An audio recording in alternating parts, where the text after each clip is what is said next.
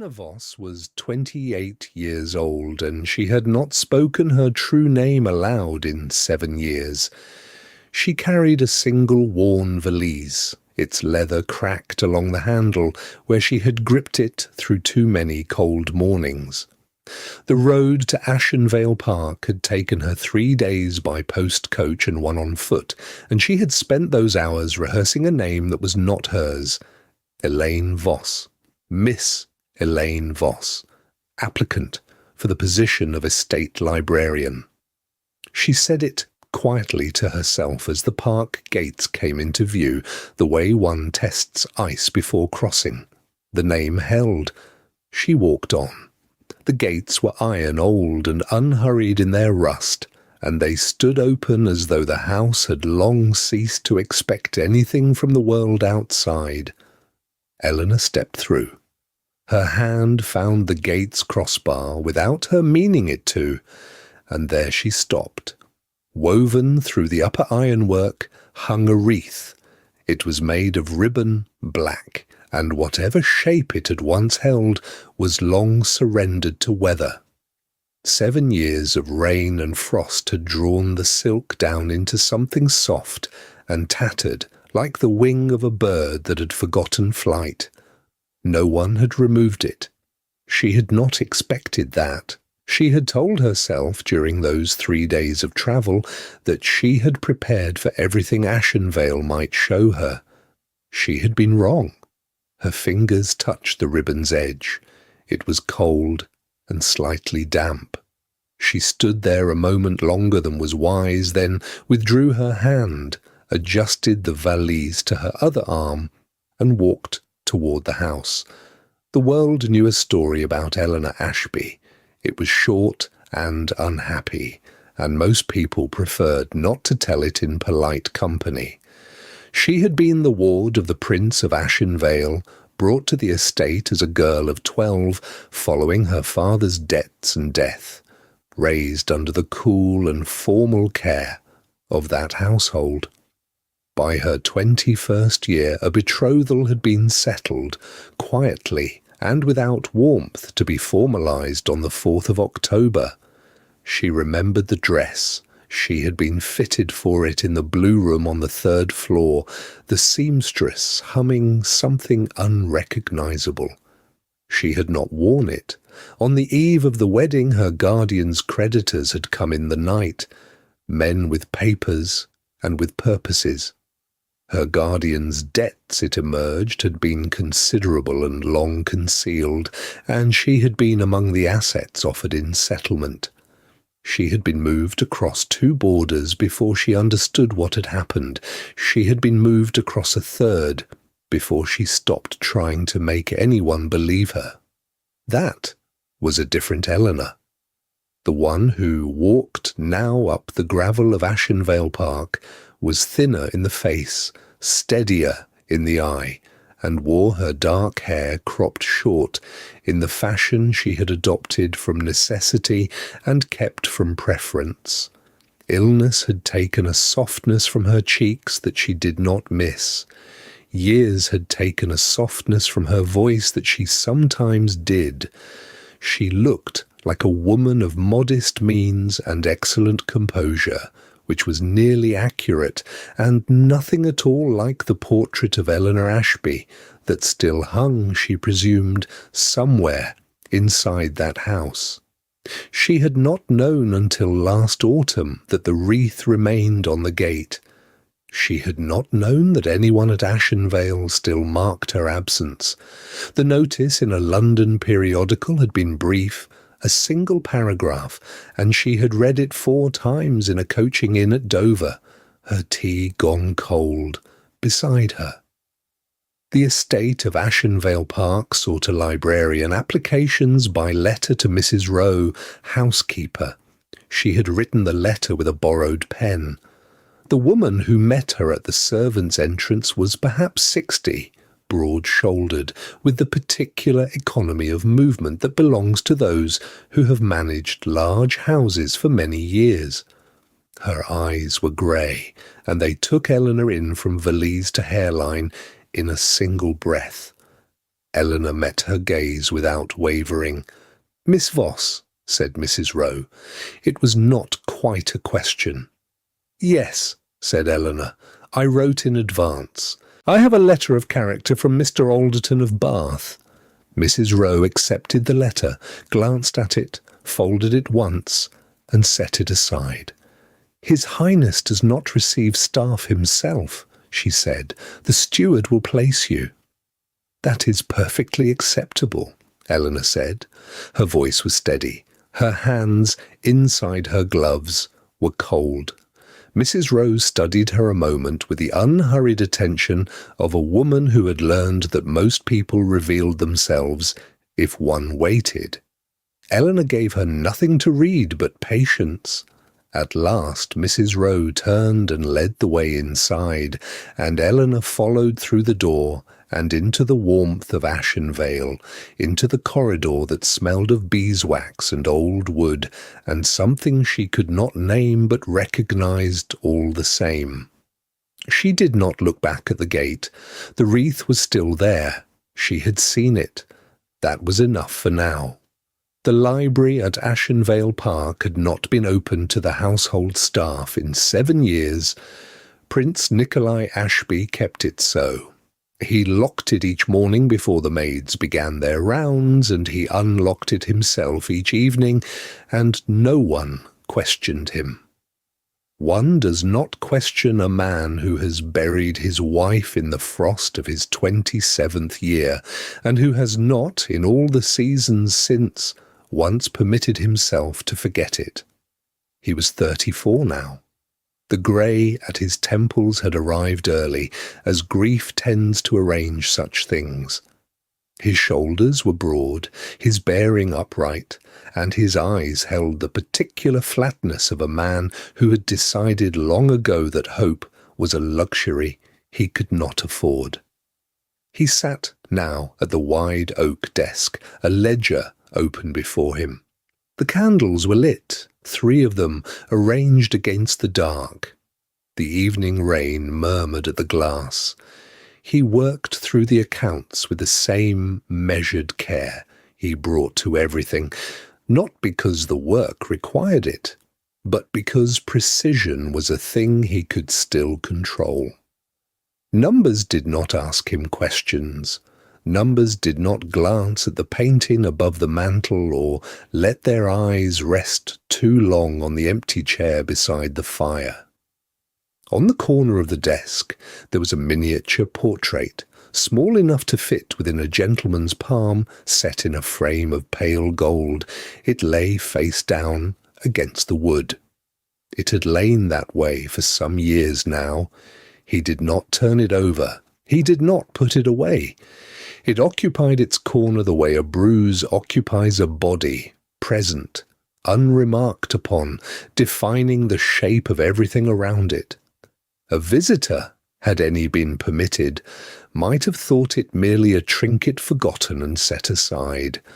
But Nikolai Ashby did not forget things. He only declined to look at them. There is a difference, though it is not always a comfortable one. He closed the first ledger and opened another. The rain continued. Somewhere in the upper corridor a clock struck 9, and the sound moved through the house like something held too long in the chest before it is released. He did not look up. He had trained himself over these 7 years to receive the hours without marking them as loss.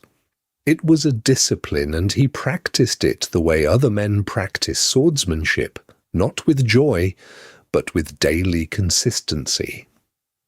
Downstairs, in the sealed east wing, Eleanor's rooms remained as she had left them.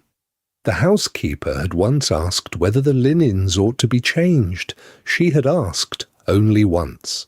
The writing desk stood as it had always stood. The window latch remained unclosed. His solicitors had written last winter with a very reasonable letter.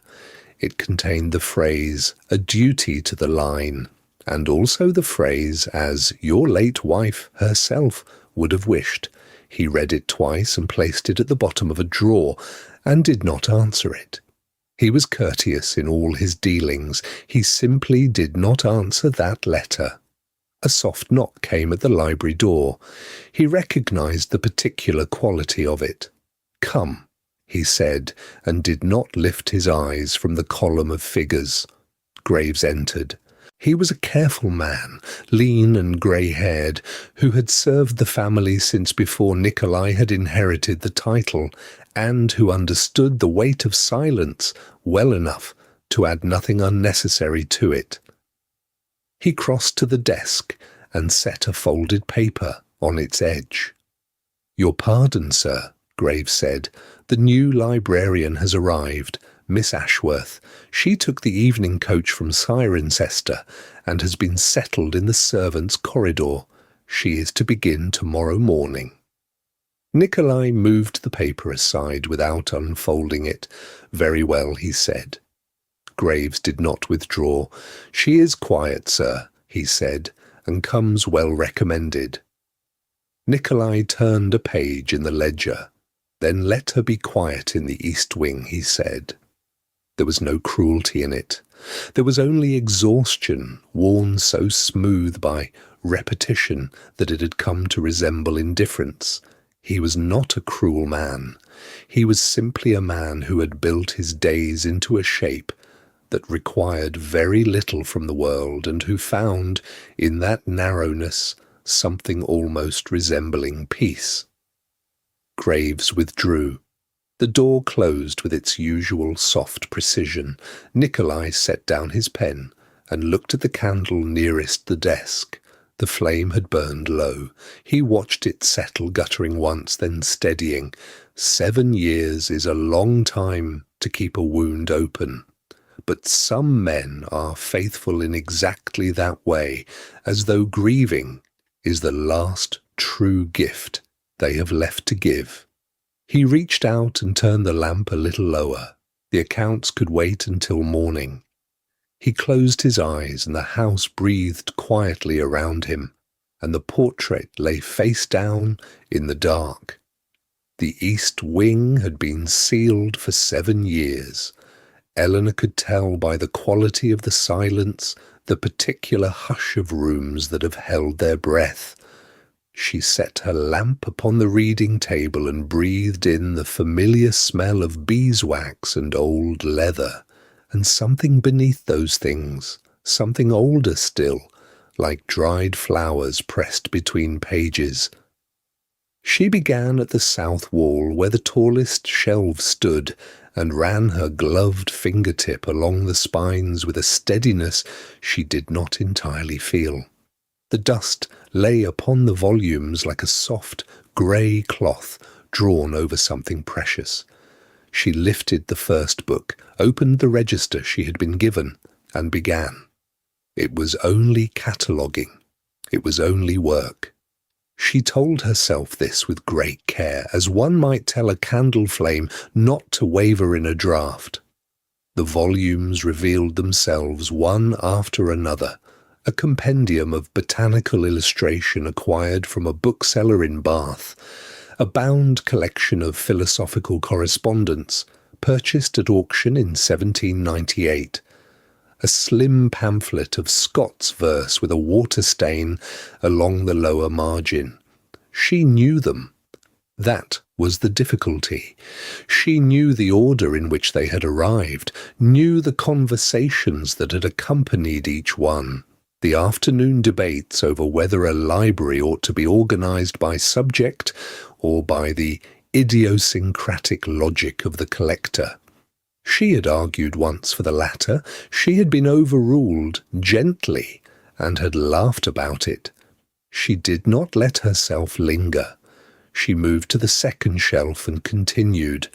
Near the middle of the third row, her fingers found a volume of Cowper's poems, bound in brown calfskin, the initials of a previous owner tooled faintly into the lower corner.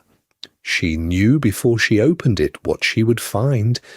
She opened it nonetheless. because not opening it would have required too deliberate an act of will, and deliberate acts of will draw attention to themselves.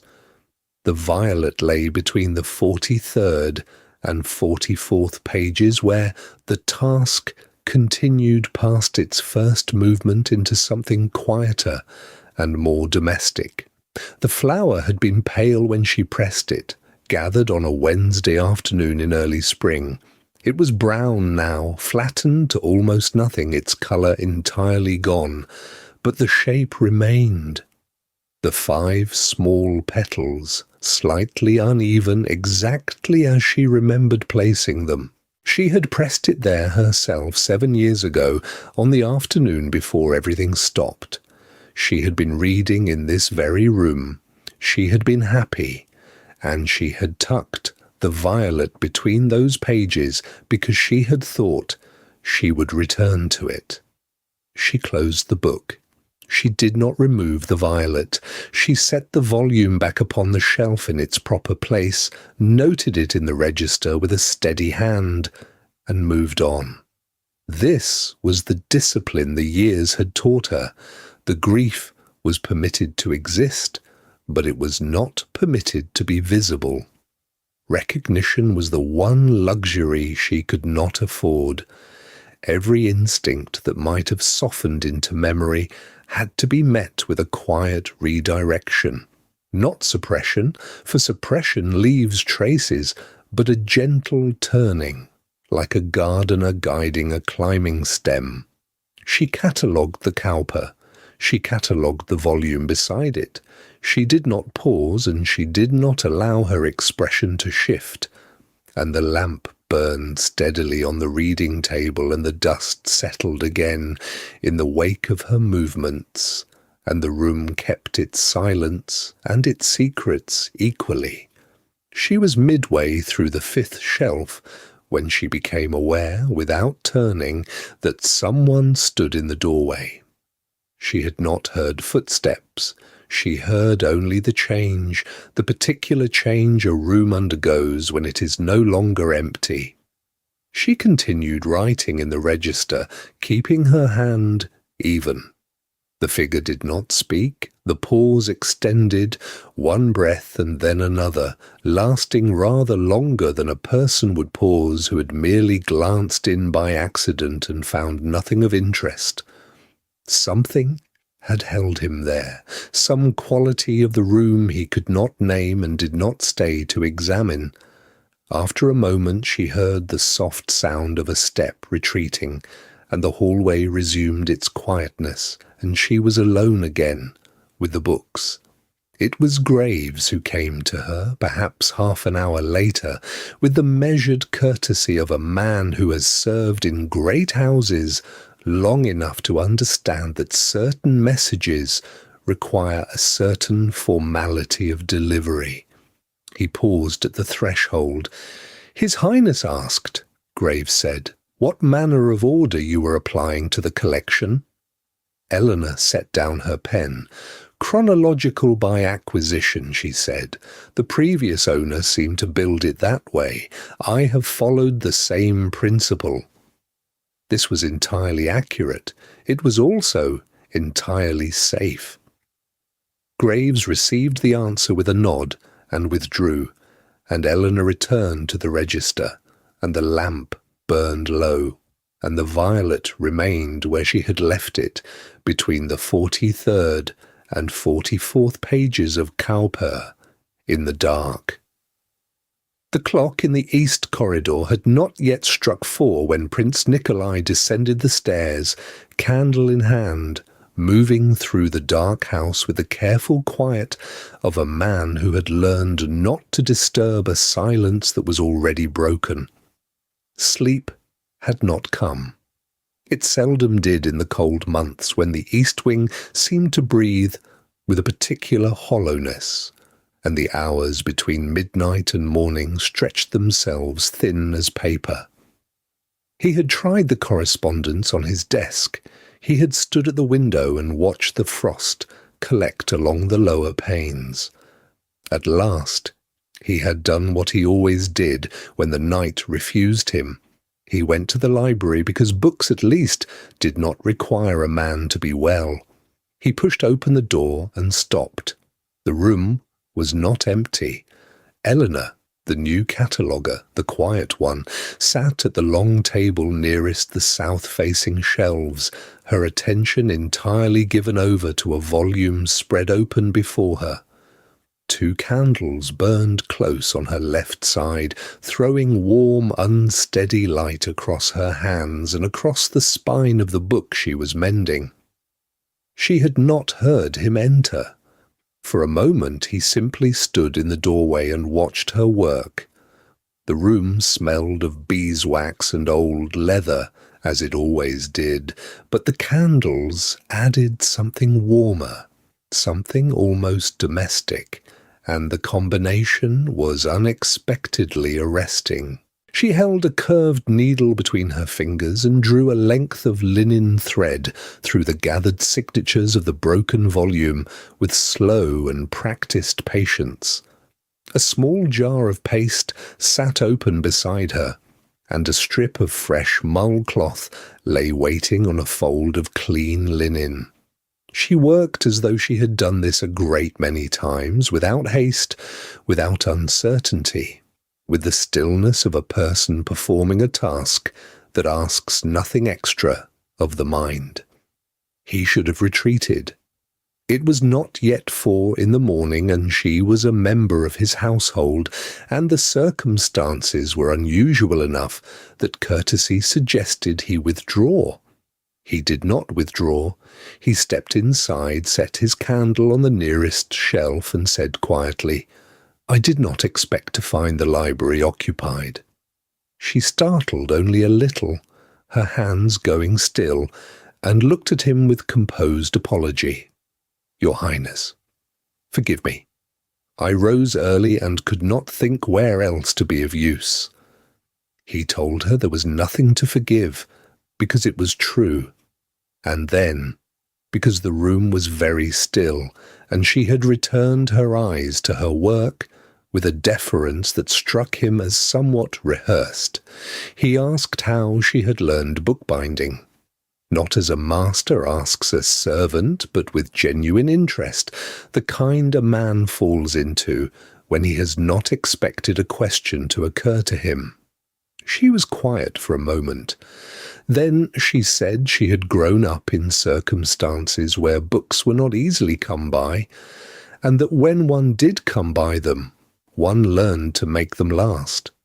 She described without sentiment a childhood in which a single volume might be read until its cover separated from the text block, and how she had discovered the damage could be reversed.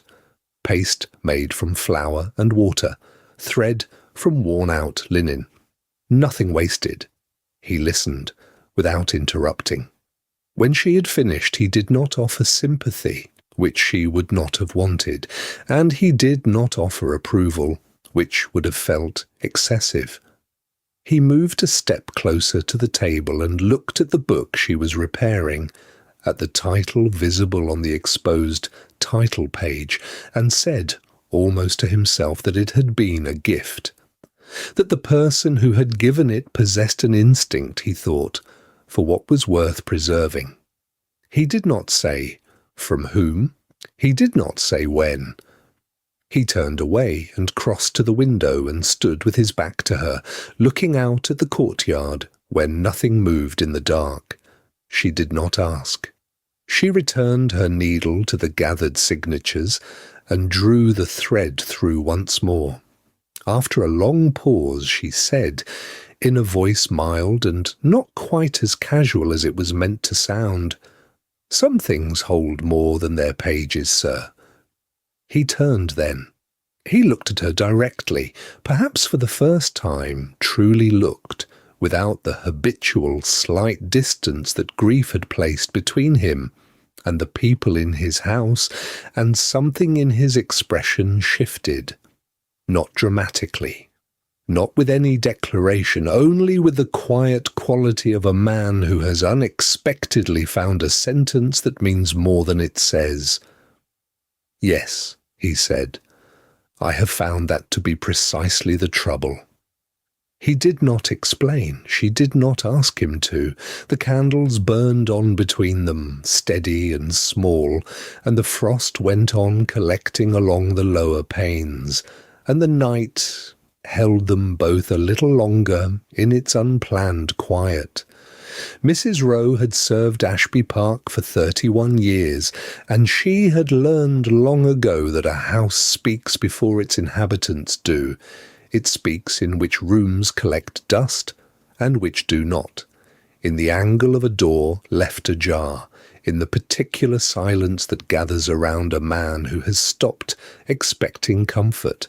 She had read Ashby Park fluently for 7 years of mourning, and so she noticed on the 3rd morning of Miss Voss's employment the thing that the prince had not yet put into language for himself. He lingered. Not obviously, not with any posture that would invite remark.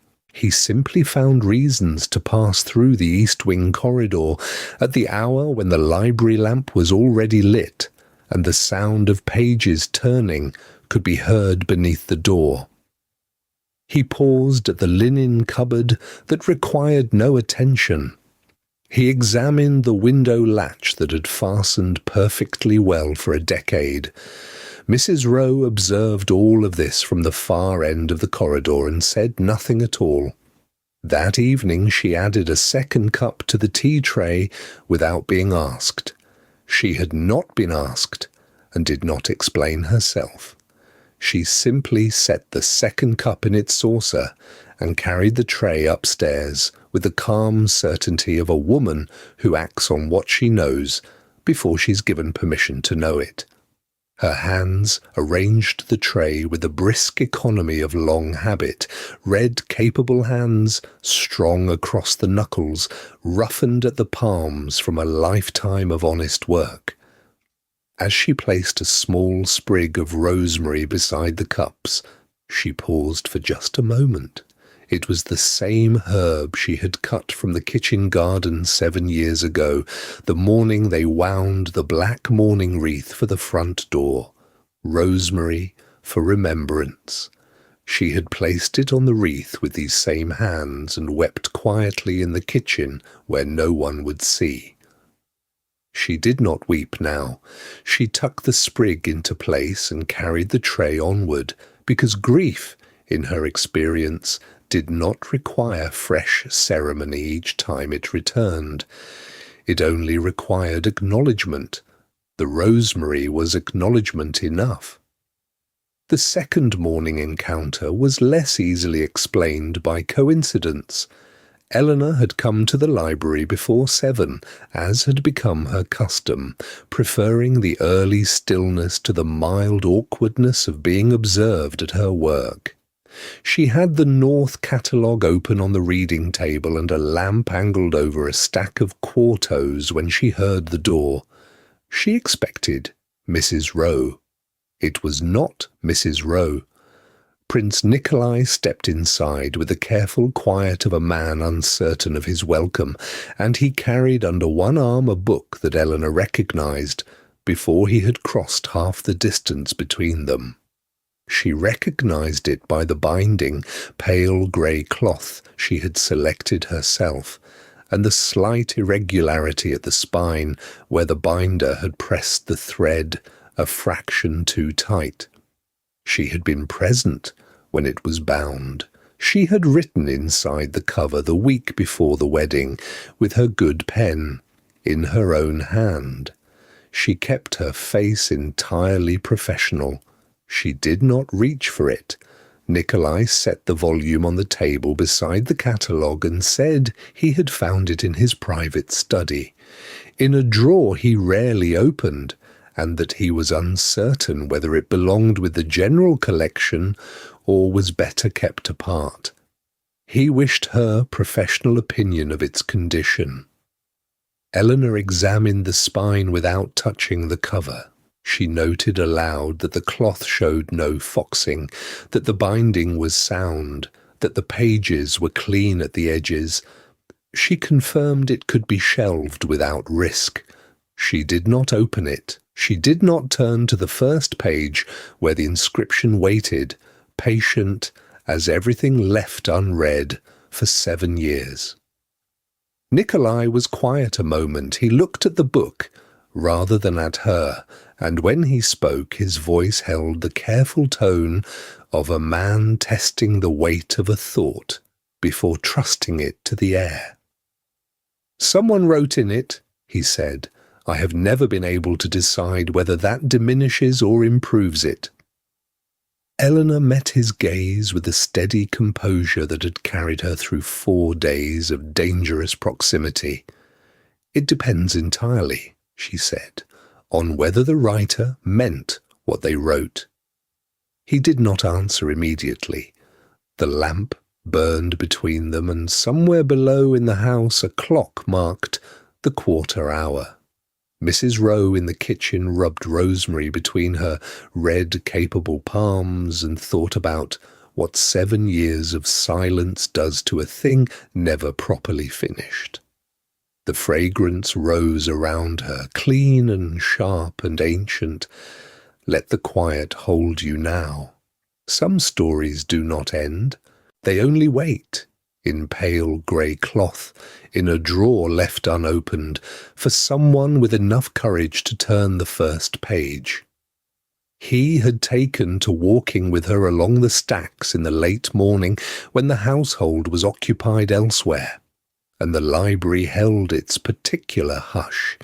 It had begun without design, as most things between them had begun, a question about a catalogue entry, a correction offered gently, and then a pause that neither hurried to fill.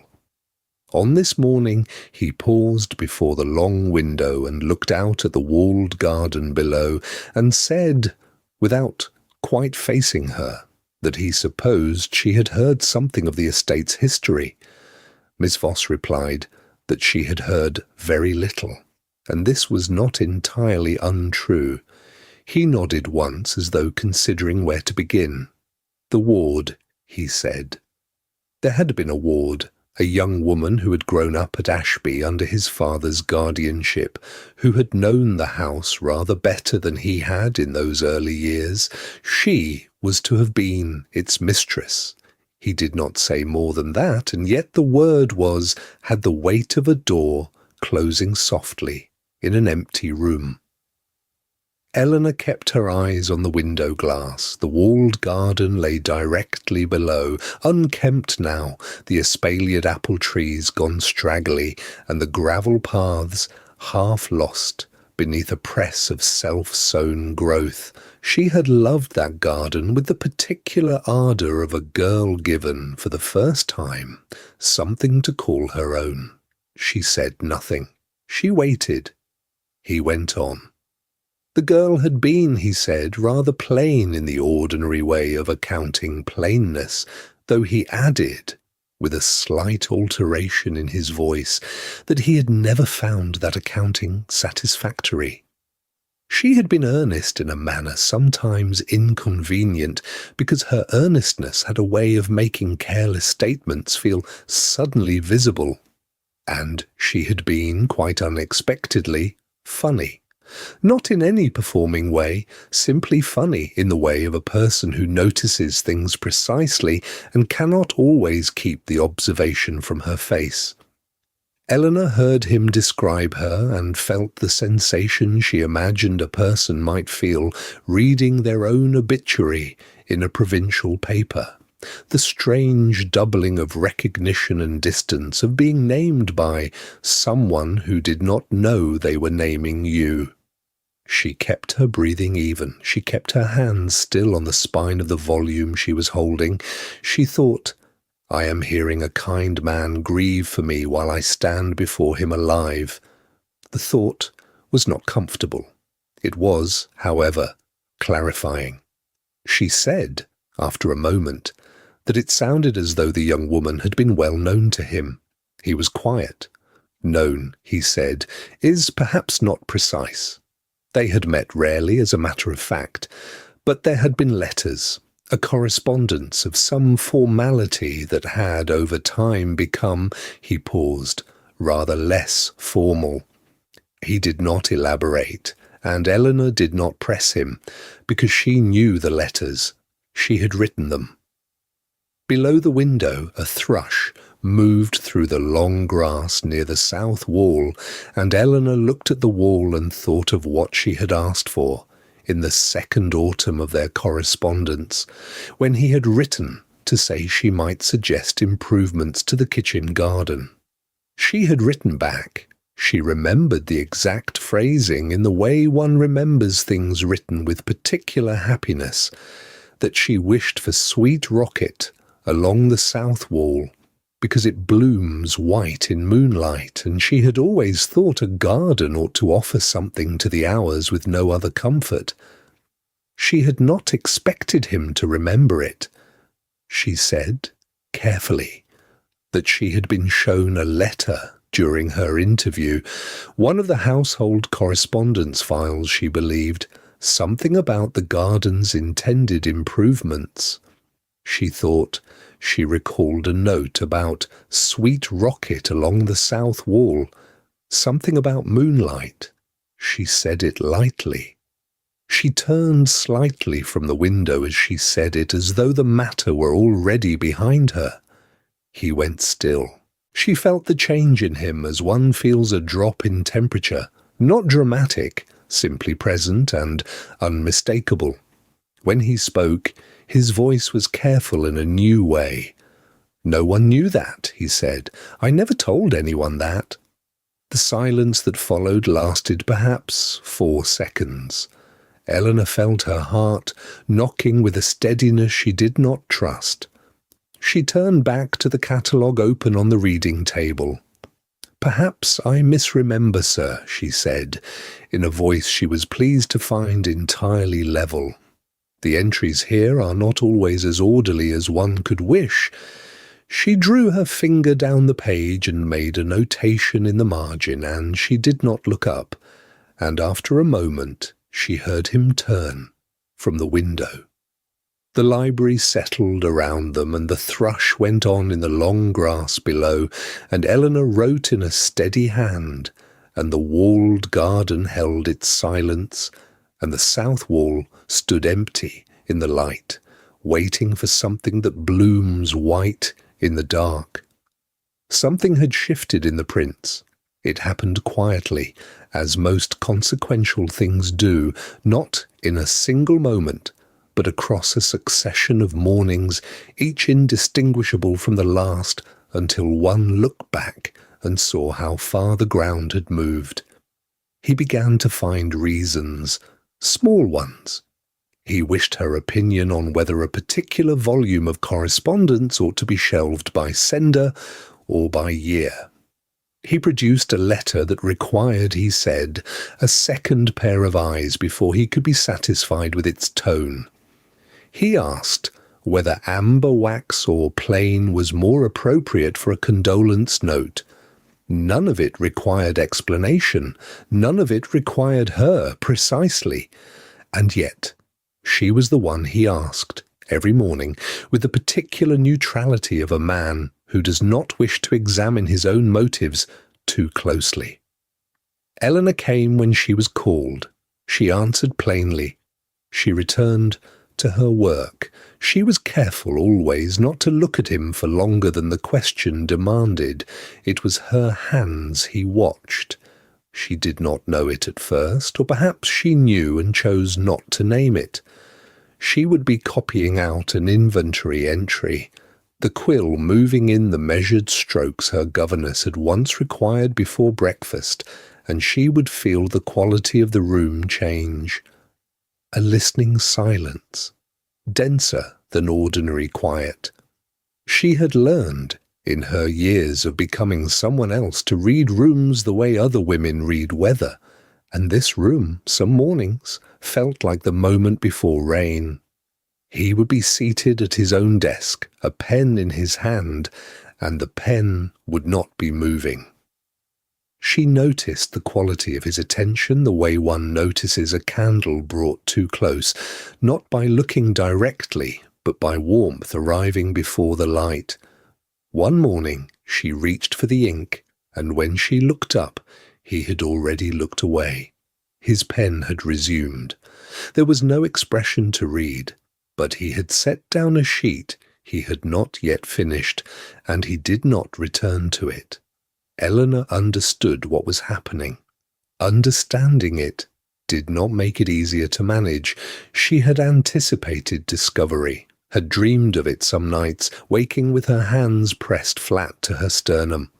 What she had not anticipated was this, recognition arriving not as revelation but as confusion, as something he could not name and therefore could not set aside. She began, with deliberate care, to make herself less. She tied her hair more severely each morning, drawing it back until it pulled at her temples. She chose her plainest collars. She spoke in shorter sentences, clipped at the places where Eleanor Ashby would have elaborated, could not have helped herself. She kept her eyes on whatever surface was nearest when he addressed her. It was only prudence, she told herself. She had 7 years of becoming to protect.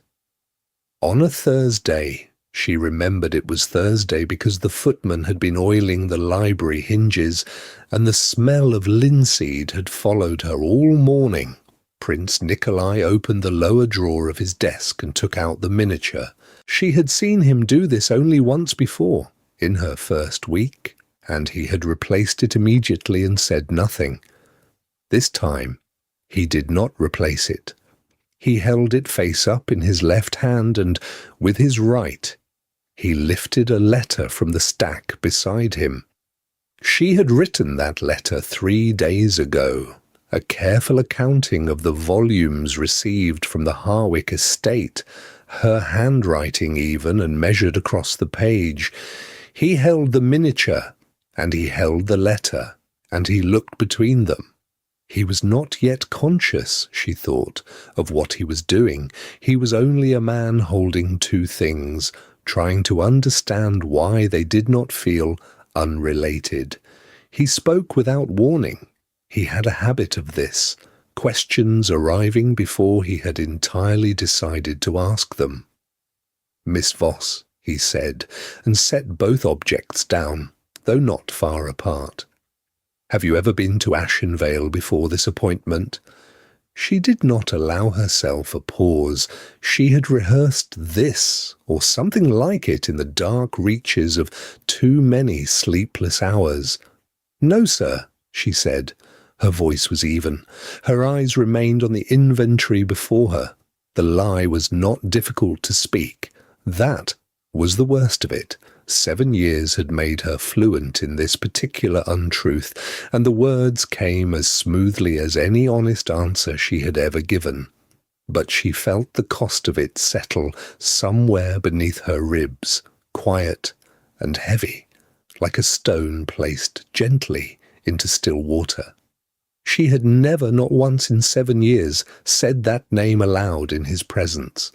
Now she had denied it, and the library held her denial in its old cold air, and the candle on his desk burned on as though nothing of consequence had passed between them. It began, as such moments often do, with something entirely ordinary. Prince Nikolai appeared in the corridor outside the library just as Eleanor was closing the cataloguing ledger for the morning, and he asked, with a formality that sat slightly too carefully upon him, whether she might walk the walled garden with him to verify the planting records against what remained of the grounds.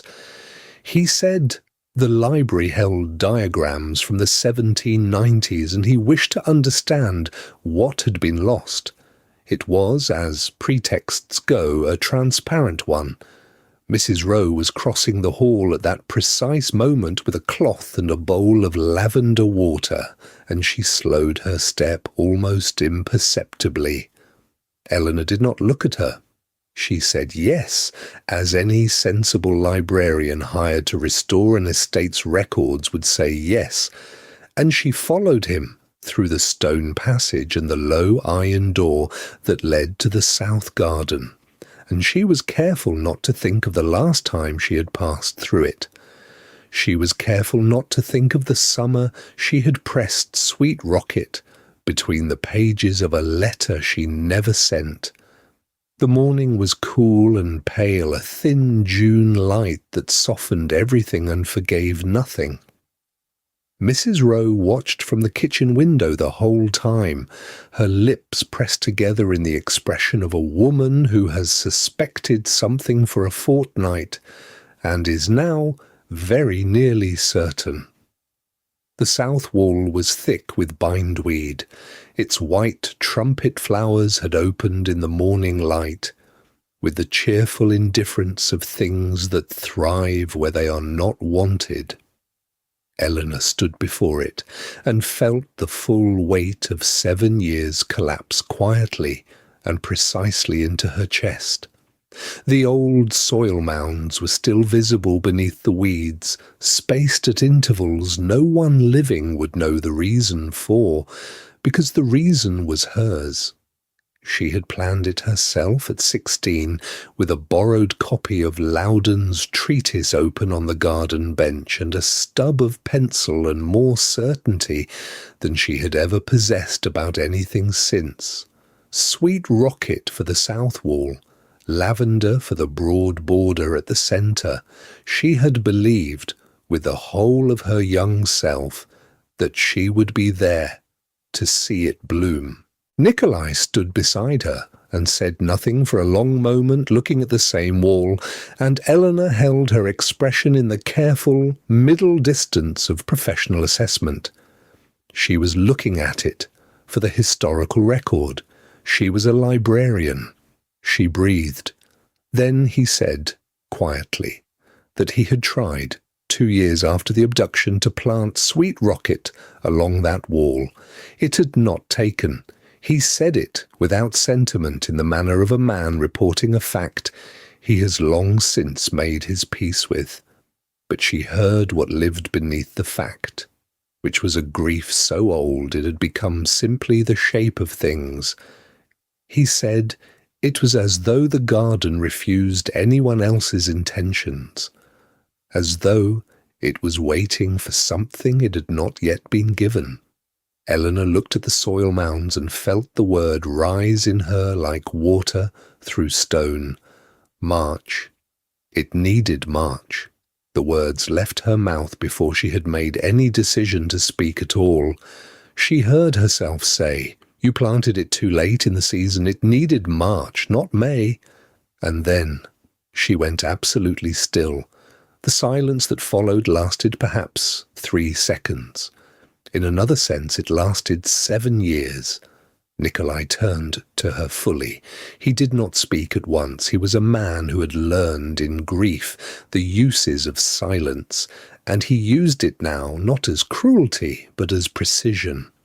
When he spoke, his voice was very quiet, the particular quiet of a man who is measuring something he cannot yet name.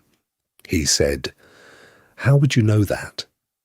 Eleanor heard in the question not suspicion, but something more unsettling, which was the sound of recognition arriving at the threshold of speech. She said, I have studied estate records, sir. The botanical records in the library contain notes on prior plantings, and the soil composition of the south wall is documented as—" And she could hear herself talking and knew it was wrong. Too fast, too specific, the precision of someone who remembers rather than someone who has read. He said nothing. He only looked at her. He stood in the overgrown walled garden of Ashenveil with the bindweed flowering white against the stone behind him, and the ghost of her own intentions laid out in the earth at their feet, and he looked at her with the steady attention of a man who has been watching something half familiar for a very long time. She did not speak again. The silence between them was the most dangerous thing that had existed in 7 years, and it was not yet finished with either of them. Outside, the bindweed went on opening petal by quiet petal, indifferent to everything. That evening Nikolai did not go to dinner.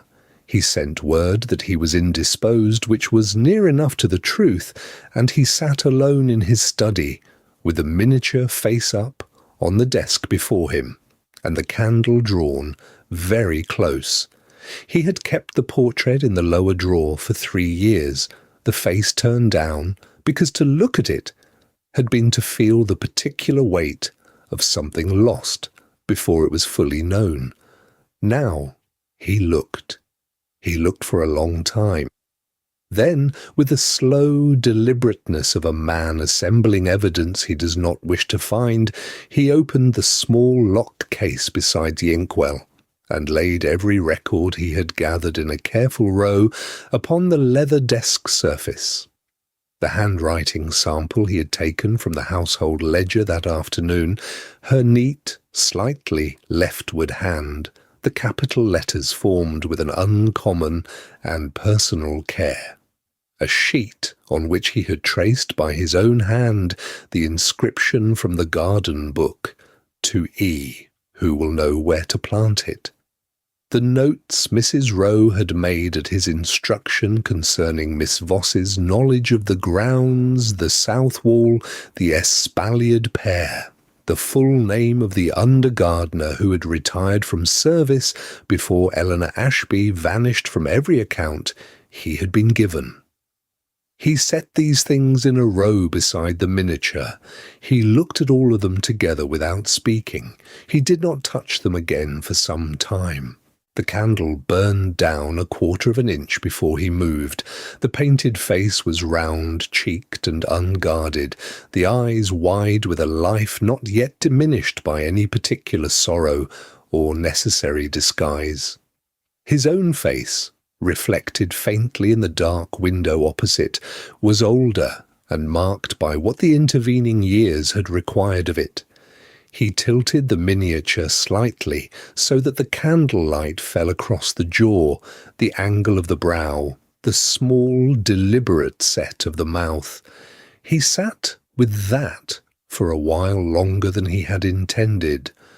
When Mrs. Rowe came at 9:30 to inquire whether he would take any supper, he did not answer her question directly. He asked instead, with the careful evenness of a man who has rehearsed his words, whether she had noticed anything particular about Miss Voss since the lady's arrival at the house. Mrs. Rowe was quiet for a moment. She was a woman who had served this household long enough to understand that the manner in which a question was put often mattered considerably more than the question itself. "I have noticed," she said at last, "that she seems very much at home, sir, for someone who claims to have never been here." She offered nothing further. He thanked her quietly. She withdrew and closed the door behind her with great care. At midnight, he took the candle and went to the East Wing Library. He had not consciously planned to go there. He found, however, that his feet knew the way before his intentions had settled on any particular course. Eleanor was still at the reading table. A single candle burned almost to its stub beside her open volume, her palm pressed flat against the page, as though to keep the words from leaving. She had not heard him on the carpet. He stood in the doorway long enough to see how she sat, the particular straightness of her back, the way her free hand rested quiet in her lap, the manner of a person who has long ago learned to be still in a room she loves. Then she looked up. She saw him. For one moment something moved across her face that was neither surprise nor calculation, but the expression of someone who has waited a long time for a door to open and has spent a great deal of those hours deciding what she will say when it does. She rose and faced him with the quiet dignity of a person who has made her peace with the moment and chosen, at last, not to flee from it. He crossed to the table. He set the miniature on the dark wood between them, face upward. The painted girl looked at the plaster ceiling. The candlelight touched her cheek. He looked at Eleanor. "Tell me I am wrong," he said. She looked down at the portrait then, at the girl she had been at 20, before grief had refined her features and circumstance had required her to become someone else entirely. She was quiet for a moment, not the quiet of evasion, but of someone arriving finally at a place they have been walking toward for a very long time. "You are not wrong," she said. The candle between them burned without trembling. Outside the library windows the night was perfectly still, and the old house settled around them as houses do in the small hours, with a sound like a long breath held and, at last, gently released. She did not look away from the candle when she began. Her voice came low, as though she were recounting something that had happened to another woman, and perhaps, she said, it had. The guardian had debts. Not small ones, the kind a careful household weathers in a quiet season, but debts of the sort that arrive with men at the door. They came the night before the wedding. 3 of them, with papers and with patience, and they explained to her guardian what would be required.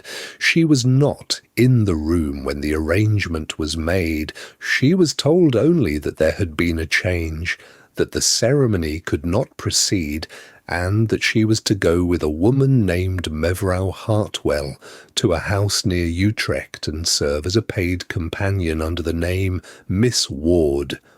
She was given no letter. She was permitted no farewell. The carriage left before first light, and she watched the road behind it until the trees swallowed the last familiar outline of the county she had known. The years in the Low Countries passed as years one does not intend to count.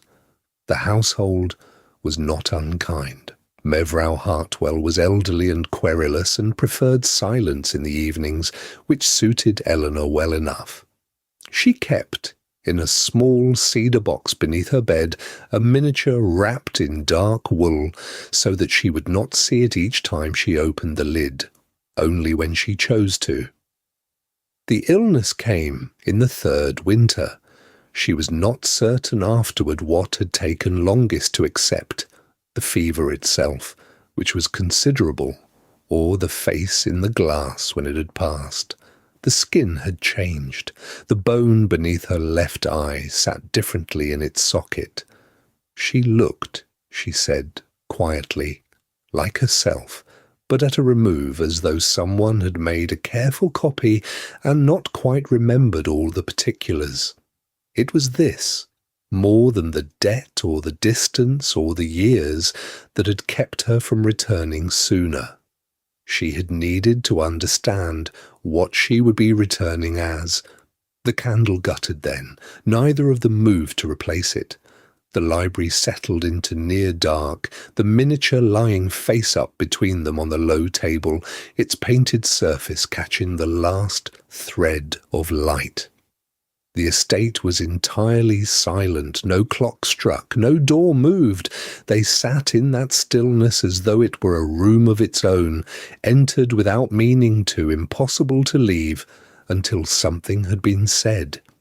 She told him why she had come back as a stranger. She had not known whether he had remarried. 7 years is more than sufficient time for a man to grieve what was lost, to set it aside with the decency it deserves, and to build something new. She could not write first. A letter announcing herself would have arrived as a demand, as a claim on a life that might have reorganized itself entirely around her absence.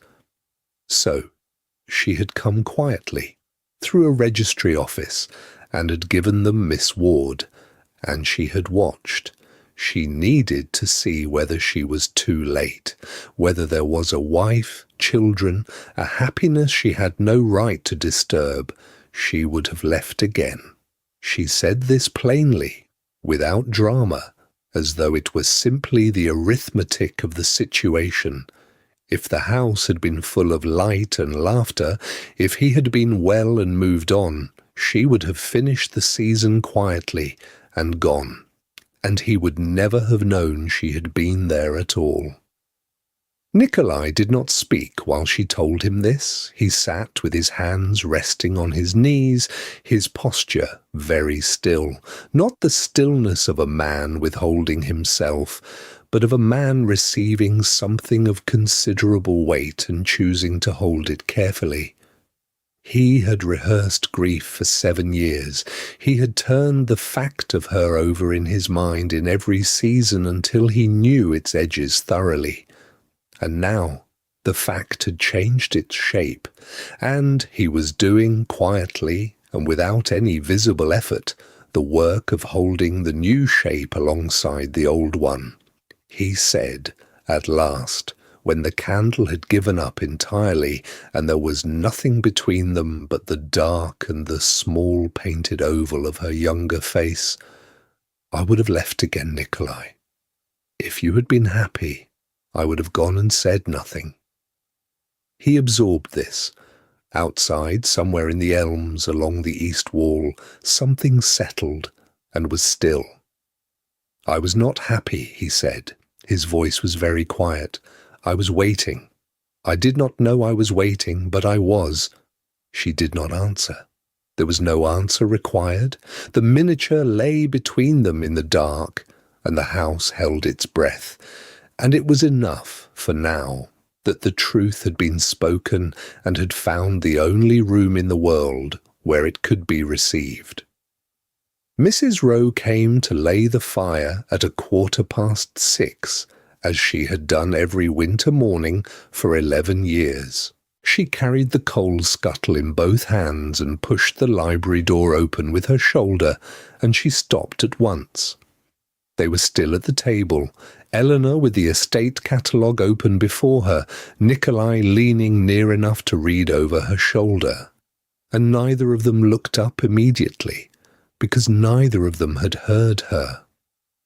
Mrs. Rowe stood in the doorway for the space of 3 quiet breaths. Then she drew the door closed behind her, very gently, as a woman does when she has waited 7 years for something and does not wish to disturb its arrival. The fire could wait. The fire could wait a good while longer. She carried her scuttle back down the corridor, and she was smiling, and she did not trouble to hide it from the portraits along the wall. She had been in service at Ashenveil Park since the year Eleanor first came to it as a bride, young and quiet and trying very hard to seem otherwise. Mrs. Rowe had always known the difference. The east window had begun to fill with light. It came in low and pale across the desk, the way winter light does when it has travelled a long distance and arrived with nothing left to prove. It fell across the open page of the catalogue, across Eleanor's hand resting on the margin, across Nikolai's face where he had turned to look at her. It was ordinary light on an extraordinary morning. There was no ceremony to it. The library was cold still, the fire unlaid, the candles burned to their collars overnight, and the two of them sat in the grey and gold of early December dawn, looking, quite simply, like people who had run out of reasons to pretend otherwise.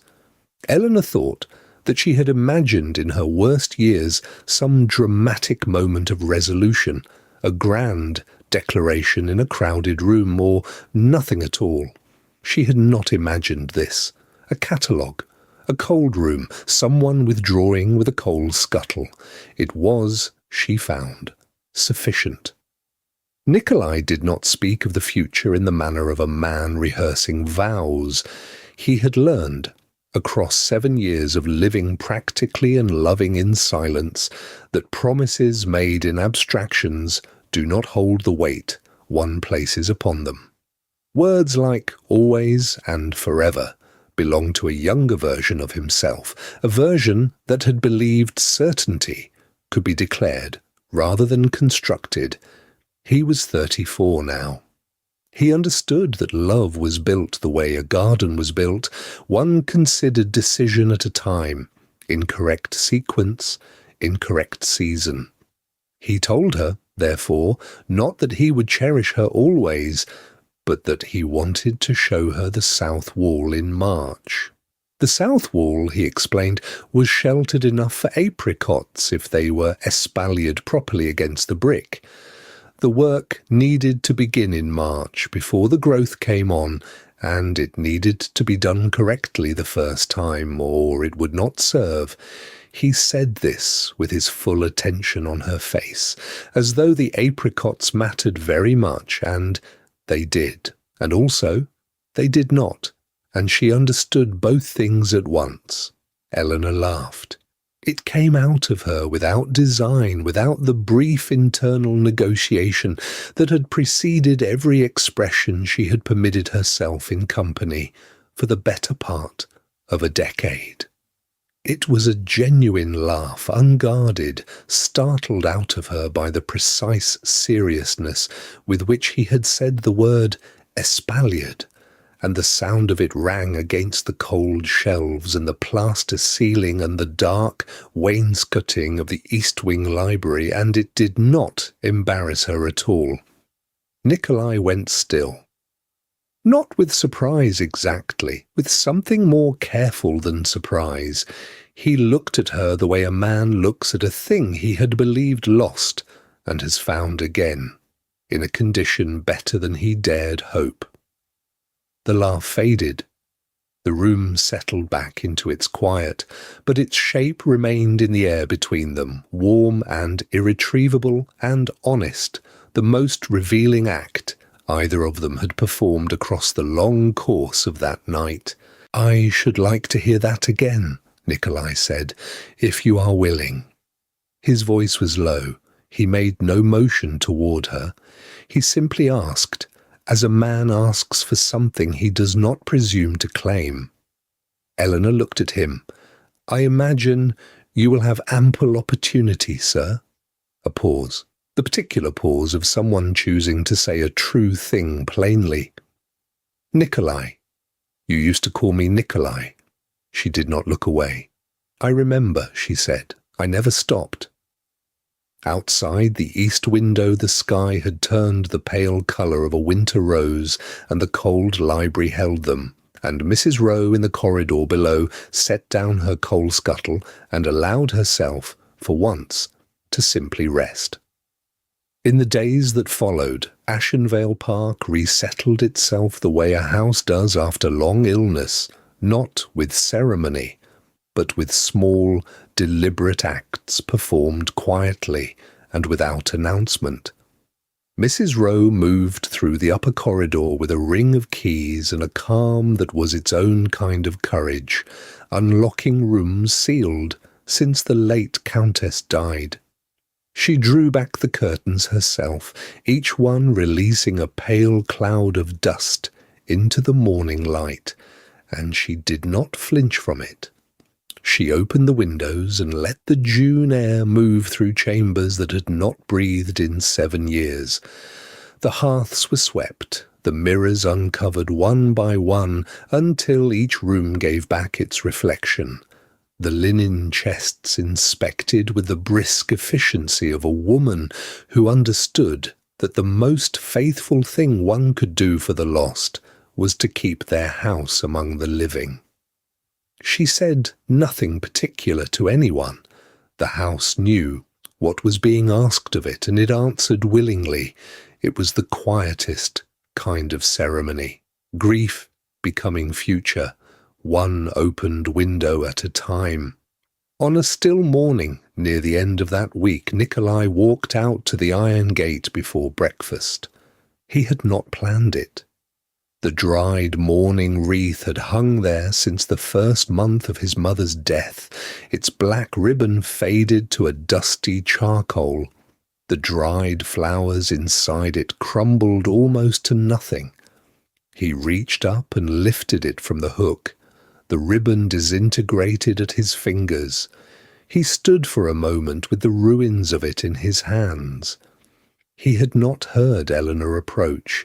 She had a gift for stillness, for arriving without disturbing the air around her. She was simply beside him when he looked up, and she did not speak. She took what remained of the wreath from his hands with the same matter-of-fact tenderness Mrs. Rowe brought to unlocking rooms, and set it down in the grass at the foot of the gate, gently, as one sets down something that has served its purpose. Then she stood beside him and looked out through the iron bars at the lane, and the morning light fell equally on them both. Eleanor had returned to the library catalogue not from necessity but from love, and that distinction mattered more than she could easily have said. She had spent 7 years arranging the knowledge of a house that was not hers, giving loss the discipline of an index. She had told herself it was service, and it had been. But she understood now, turning the pages in the morning quiet, that it had also been devotion, the kind that does not require permission or acknowledgement, that continues regardless of whether it is seen. Nikolai understood this too now. Her worth had never been a function of what she produced. It had existed before the first catalogue entry and would exist beyond the last. He was only beginning to learn how to see what had always been plainly there, and she was patient with him in the learning of it, as she had been patient in everything else that Ashenveil had asked of her.